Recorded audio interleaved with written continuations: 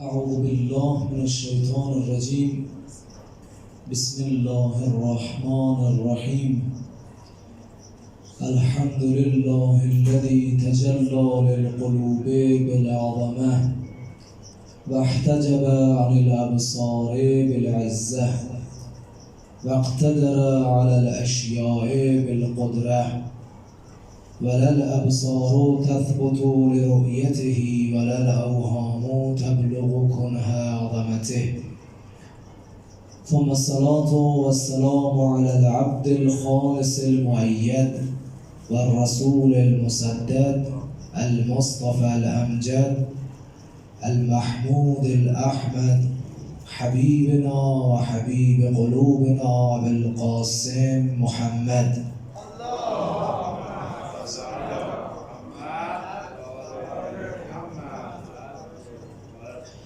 وعلى أهل بيته الطيبين الطاهرين المعصومين، لا سيما بقية الله في الأراضين.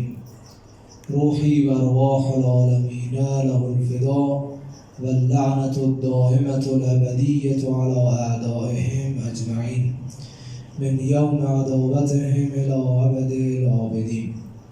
هدیه به ساعت مقدس و مطهر سید و سالار شهیدان حضرت ابا عبدالله حسین علیه السلام صلوات بلندی خط بفرمایید.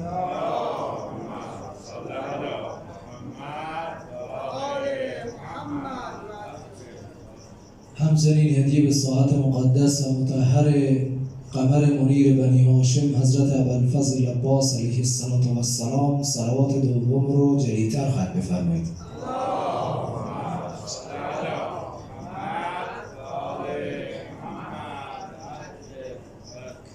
انشاءالله اهل بیت شب اول قلب فریاد همه ما برسن. انشاءالله ساعت مقدس اهل بیت و عزادار واقعی این روزها و شبها حضرت ولی اعظم علیه السلام صلوات سوم رو جلیتر خط بفرمایید.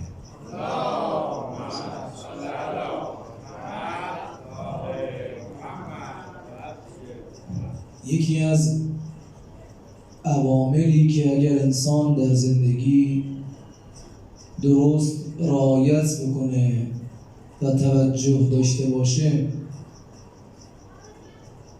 این هست که قلب انسان در زندگی درست کار بکنه. موضوع ما در این دهه سبک زندگی حسینی هست. عزادار واقعی کسی هست که درست زندگی بکند و این زندگی درست بر اساس قلبی است که درست می‌تپد.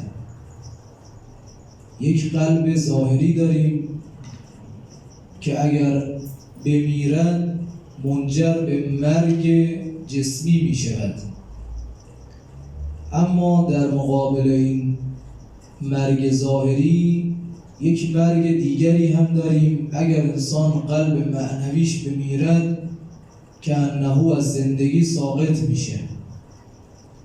قرآن کریم انواع قلبها رو بیان میکنه. گاهی میفرماید قلبها سخت میشه، قساوت قلب میگیره انسان. فرمود فویل للقاسیة قلوبهم من ذکر الله. گاهی انسان قلبش اینقدر سخت میشه که از یاد خدا آنقدر غافل هست که اصلا یاد خدا نمیفته. سالی 12 ماه شب قدری بیاد، حالا به خاطر نظری بیاد یا به خاطر اینکه حالا داشته رد میشده، قلب سخت شده. گاهی میفرماید به خاطر اینکه انسان غافل میشود از یاد خدا یه پرده ای روی قلب میاد. علی قلوبهم اکنه. اکنه به معنای پرده روی قلب است. یه مقدار سخت‌تر که میشه میفرماید که قلب مهرموم میشه، یه مهری بر این قلب زده میشه. ختم الله علی قلوبهم و علی سمعهم و علی ابصارهم.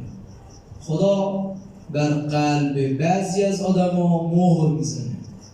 مهر که میزنه دیگه این هیچ کاری از دستش بر نمیاد.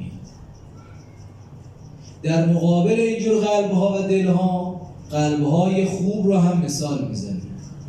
گاهی می‌فرماید اذ جاء ربه بقلب سلیم. ابراهیم علیه السلام کسی است که قلبش سالم است. از وجود مقدس و نازنین امام صادق علیه السلام سوال شد آقا قلب سلیم یعنی چی؟ حضرت فرمود قلب سلیم الذي یلقى ربه و لیس فیه احد سواه. قلب سالم قلبی است که وقتی به ملاقات خدا میروند هیچ کس جز خدا در این قلب وجود نداره. یعنی چی هیچ کس جز خدا؟ یعنی محبت غیر خدا در این قلب وجود نداره. ببینید این نکته که الان میخوام بگم خیلی نکته مهمی هست. ما خیلی از چیزها رو در این عالم دوست داریم. دوست داشتن هامون دو جور هست. یا دوست داشتن ها بر اساس این هستش که این دوست داشتن ها و محبوب ها و این پسندیده ها در خط خدا هست یا در خط مقابل خداست. ما اهل بیت رو که دوست داریم به خاطر اینکه اهل بیت محبوب پروردگار بوده. پیغمبر اکرم که دوست داریم به خاطر اینکه او حبیب خدا هست. هر کسی رو، هر چیز رو که دوست داریم اگر در خط خدا باشه این خوبه. این باعث میشه انسان قلبش زنده بمونه. اما اگر چیزهایی رو دوست داریم یا کسانی رو دوست داریم که در مقابل خدا قرار دارن، یعنی خدا یه چیزی میگه اونها یه چیز دیگه میگن، در مقابل خط خدا و جبهه خدا قرار بگیرد، این تو قلب اگر قرار بگیرد خدا دیگه جا نداره. فرمود القلب حرم الله. قلب حرم خداست. تو این قلب جز محبت خدا کسی دیگر راه نده. و در روایت دارد، در روایت دیگری دارد، از مفهوم و مضمون روایت است فهمیده میشه که تو قلب انسان یک محبت بیشتر جا نداره. میگن دو پادشاه در یک اقلیم نگنجن. دو تا پادشاه تو یک سرزمین که پادشاه نیستن که یه سرزمین یه پادشاه. این قلب هم مثل یک سرزمینی است که یه پادشاه بیشتر نداره. یا خداست یا غیر خدا. پس گاهی انسان قلبش زنده است، گاهی هم برعکس قلبش میمیره. ابراهیم چون در قلبش کس دیگری نبود، غیر خدا در قلب خودش جا نداده بود، شد قلب سلیم. اذ جاء ربه بقلب سلیم. شب‌های گذشته عرض کردم. اذ جاء یعنی آمد. اذ جاء ربه بقلب سلیم یعنی با قلب سالم آمد، یعنی قلب سالم رو آورد. انسان بایستی کار بکنه تو این دنیا قلبش سالم بمونه، اونور از اون قلب استفاده بکنه. کسی که اینجا قلبش سالم باشه اونور میتونه سالم باشه. خب گاهی، حالا من میخوام اون نکته منفیشو بگم، گاهی قلب انسان که میمیرد خیلی خطرناک میشه. امیرالمومنین در مورد مردن قلب تو خطبه 87 نهج البلاغه خیلی عجیب میفرماید گاهی انسان فالصورت صورت الانسان و القلب قلب الحیوان. گاهی قلبها که میمیرند قلب حیوان، اما صورت ظاهری جسمش خب مثل آدم هاست دیگه. اما این چه فایده؟ ذالک میت الاحیا. این آدمی هستش که داره عمودی داره راه میره ولی اصلش افقیه، یعنی مرده است ولی هنوز مرده ایست بین زنده ها داره راه میره. کسی که قلبش مرده در لسان امیرالمومنین او فرد مرده ای است، زنده نیست که. عبدالملک مروان رفته بود حج، محرم شد، بهش گفتن آقا بفرمایید طواف. حالا به قول ماها میخواید شما بفرمایید طواف، یک کعبه رو بیایم دور شما طواف بدید. گفت حال ندارم بدم میاد. گفتن آقا شما اومدی اینجا محرم شدی، اینا خانه کعبه، بیا طواف کن.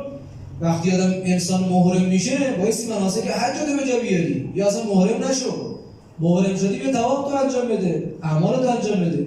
گفت اسم طواف رو نیارید بدم میاد. یه نفر رو گفتم پیدا بکنید بیارید، جناب خلیفه حالش بده. یکی از تابعین رو به نام ابو حازم آوردن، گفتن جناب خلیفه حالش بده، ببینید چشه، به قول امروزه چه مرگشه، ببینید الان مشکلش کجاست. با خلیفه صحبت کرد، از خلیفه پرسید جناب خلیفه شما چه مرگتونه؟ گفت که میگن طواف کن. خب بلند شو طواف کن دیگه. گفت بدم میاد اسم طواف جلو من نیارید، آدم بخوای میکشم ناراحتم نمیشم، شرب خمرم میکنم اصلا ناراحت نمیشم، اما اسم عبادت رو نیارید که خیلی بدم میاد. ابو حازم بهش گفت که مشکل شما میدونید چیه؟ گفت قلب گاهی میمیره، این مردنم درجات داره، گاهی تماما از بین میره، بیماری میگیره، میمیره کامل از بین میره.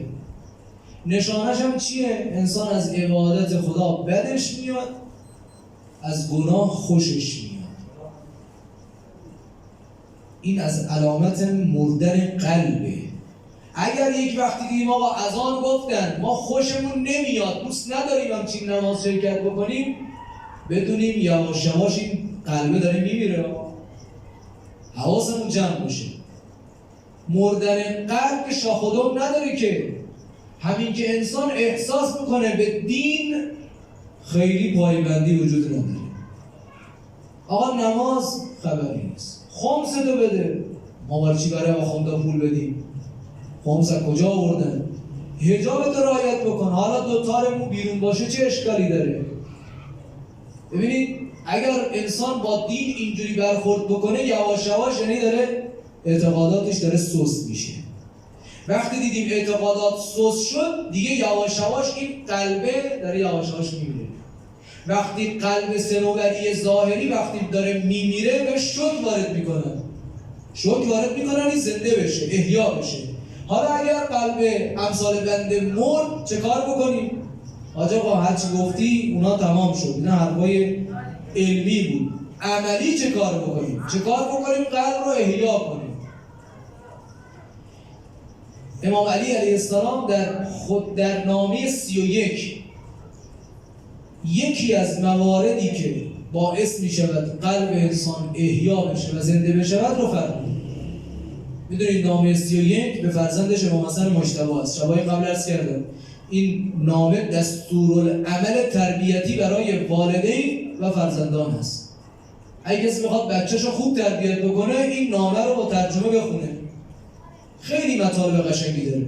اونجا میفرماید که پسرم، ببینید امیرالمومنین داره به امام حسن مجتبی میفرماید، یه امام داره به یه امام دیگر میفرماید. درسته اینجا حالا اسم حضرت رو به عنوان امام نبرده، برای همه فرزندان بیان کرده، اما خطابش هم به امام هست هم به غیر امامه. میفرماید احی قلبک بالموعظه، پسرم حسن جان اگه دیدی قلبت داره میمیره موعظه گوش بده، نصیحت است. بشین با منبر بعضی از اساتید اخلاق، اونایی که واقعا آدمای اخلاقی هستن، حالا عرض میکنم با کیا انسان نشست و برخاست داشته باشه، اینا آدم نشست و برخاست داشته باشه، بیا موعظه گوش بکن، به قول امروزه جیگر انسان حال میاد، قلب انسان از حالت مردن خارج میشه، یه شوکی بهش وارد میشه. ما کم آدم نداشتیم که با یه موعظه از این رو به اون رو شدن. خور یه مثالشه. گاهی پیغمبر اکرم به بعضی از اصحاب می‌فرمودن منو موعظه کن. عجب، پیغمبر بالاتر از پیغمبر نداریم، اما گاهی پایین‌تر از خودشون میگفتن اذنی منو موعظه کن. به خاطر چی؟ به خاطر اینکه یه فرقی موعظه داره با علم.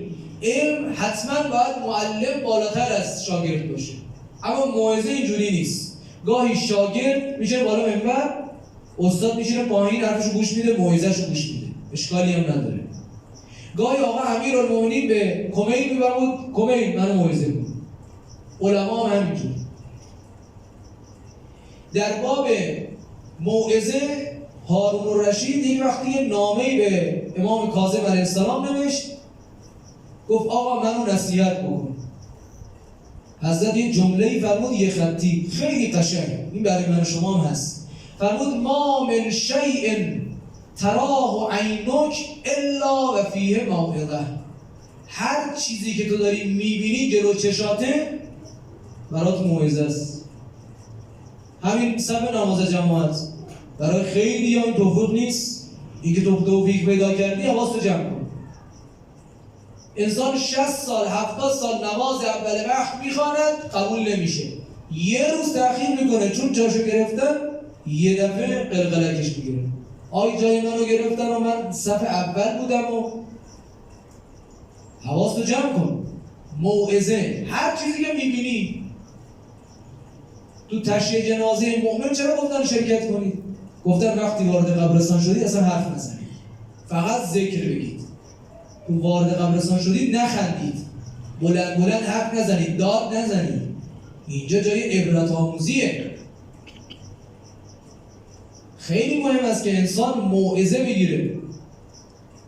امیرالمومنین تو نهج بلاغه می‌فرماید که هیچ چیزی بالاتر از قرآن خدا قرار نداده که انسان ازش میتونه نصیحت بگیره، پند بگیره.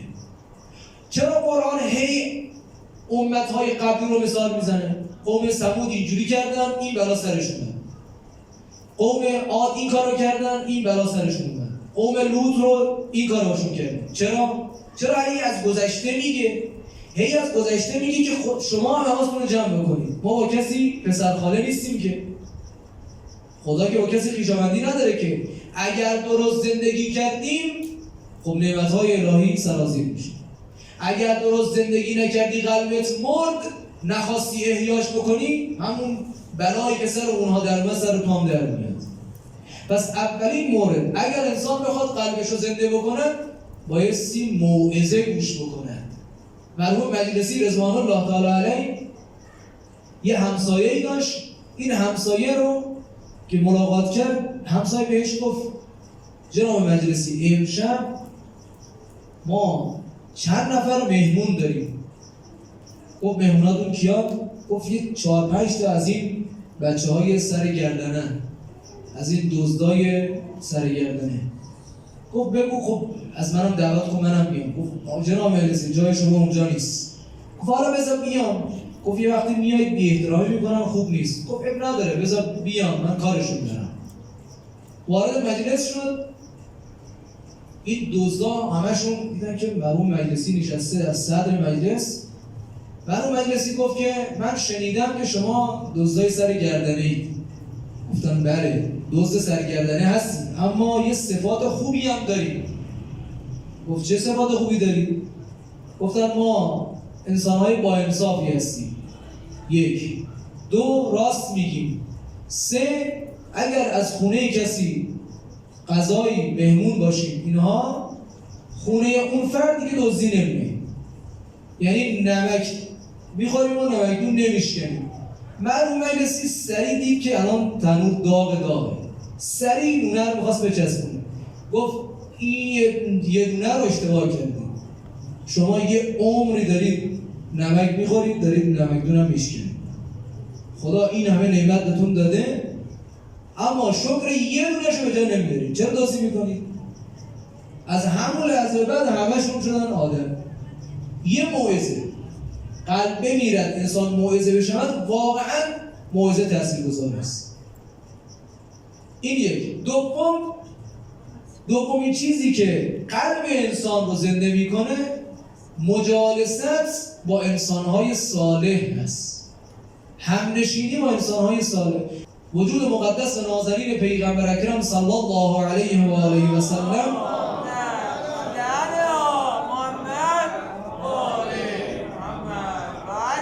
فرمود اگر میخوایی با یه نفر رفیق بشی 3 تا صفت رو در وجودش ببین. اول حیا. انسان با حیایی هست یا نه؟ لقمان حکیم میگه که چند تا نکته هست پسرم حواستو جمع کن. یک، وقتی سر سفره نشستی مواظب شکمت باش. سر نماز هستی مواظب قلبت باش. بین جمع نشستی مواظب زبانت باش. وقتی وارد منزل کسی شدی مواظب چشمت باش. حیا داشته باش. پیغمبر فرمود اگر میخوای با کسی رفیق باشی 3 تا صفت ببین درش هست یا نه. اول حیا، دوم امانتدار خوبی هست یا نه. الان انسان نگاه میکنه امانتداری شده افسانه. گاهی یا بعضی از جاها که انسان واقعا میبینه طرف واقعا امانت داره. امانت هم فقط پول نیست، حرف امانته. روایت داریم سخن امانته. در یک مجلسی محفلی اگر یه نفر یه حرفی زد امانت حرفش، اون امانت رو برنامه جای دیگه نقل بکن. سخنچینی چرا گناه بزرگی هست؟ چرا گناه؟ یک حکمت شاید این باشه، حالا تلقی این حقیر است، شاید به این دلیل که سخنچینی کلام امانته، تو این امانت رو داری درش خیانت میکنی، بعدش داری جای دیگه نقل میکنی. حضرت فرمود امانتدار خوبی هست یا نه. سوم فرمود انسان راستگویی هست یا نه. بعد در روایت دیگری وجود مقدس صادق آل محمد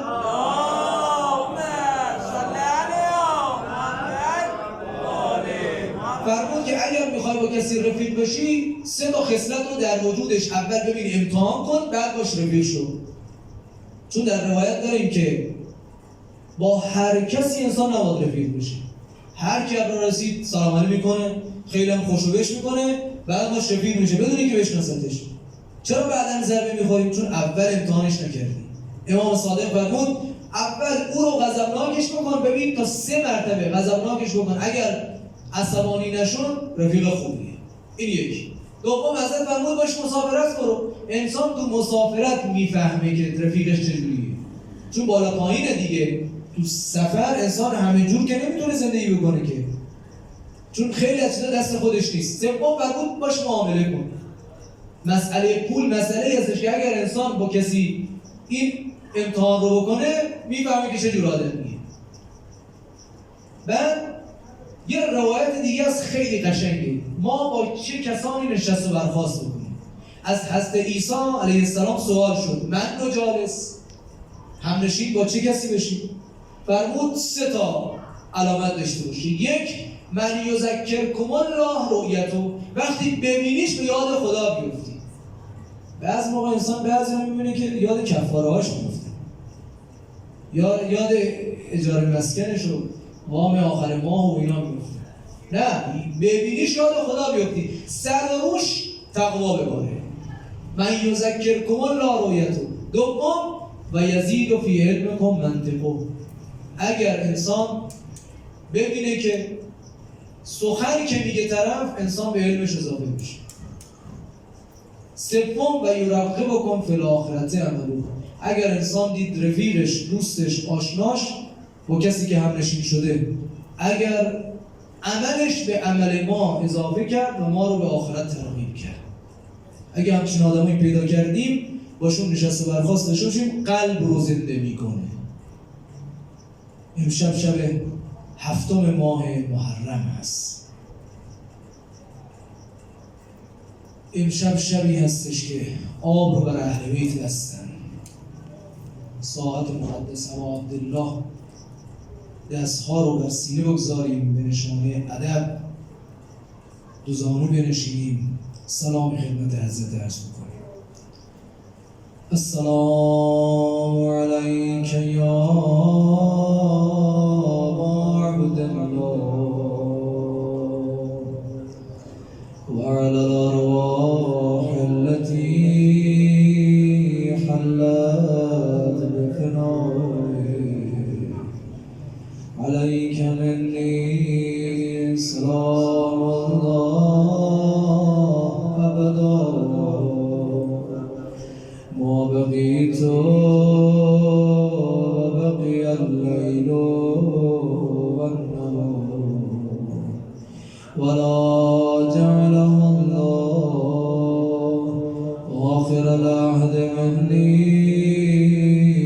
زيارتكم السلام على الحسين وعلى